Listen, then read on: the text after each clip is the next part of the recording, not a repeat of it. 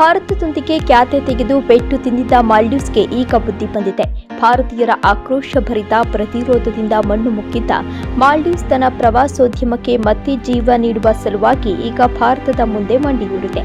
ಪ್ರವಾಸೋದ್ಯಮವನ್ನೇ ನೆಚ್ಚಿಕೊಂಡಿರುವ ಮಾಲ್ಡೀವ್ಸ್ ಪ್ರವಾಸಿ ತಾಣಗಳಿಗೆ ಜನರನ್ನ ಆಕರ್ಷಿಸುವ ಉದ್ದೇಶದಿಂದ Bollywood super star Katrina Kaif ಅವರನ್ನ ತನ್ನ ಜಾಗತಿಕ ಪ್ರವಾಸೋದ್ಯಮ ರಾಯಭಾರಿಯಾಗಿ ನೇಮಕ ಮಾಡಿದೆ.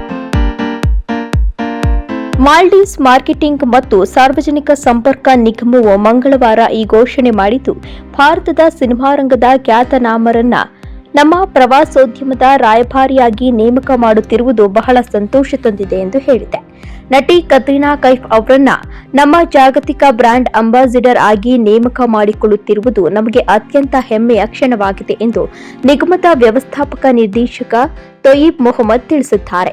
ಕತ್ರೀನಾ ಕೈಫ್ ಅವರ ಜನಪ್ರಿಯತೆ, ಜಾಗತಿಕ ಮನೋರಂಜನಾ ಉದ್ದಿಮೆಯಲ್ಲಿ ಅವರ ಪ್ರಭಾವವು ಜಗತ್ತಿನಾದ್ಯಂತ ಪ್ರವಾಸಿಗರನ್ನ, ವಿಶೇಷವಾಗಿ ಭಾರತೀಯರನ್ನ ಮಾಲ್ಡೀವ್ಸ್ನತ್ತ ಸೆಳೆಯಲು ನಮಗೆ ನೆರವಾಗಲಿದೆ ಎಂಬ ವಿಶ್ವಾಸವಿದೆ ಎಂದು ಅವರು ಅಭಿಪ್ರಾಯಪಟ್ಟಿದ್ದಾರೆ.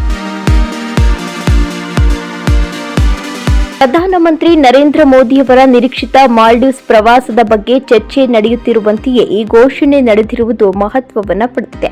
ದ್ವೀಪ ರಾಷ್ಟ್ರವಾದ ಮಾಲ್ಡೀವ್ಸ್ಗೆ ಭಾರತೀಯ ಉಪಖಂಡದ ಪ್ರವಾಸಿಗರೇ ಮೂಲವಾಗಿದ್ದಾರೆ.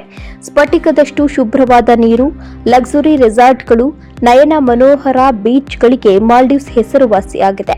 ಇವುಗಳೇ ಭಾರತ ಸೇರಿ ಜಗತ್ತಿನಾದ್ಯಂತ ಪ್ರವಾಸಿಗರನ್ನ ಮಾಲ್ಡೀವ್ಸ್ನತ್ತ ಸೆಳೆಯುತ್ತಿವೆ.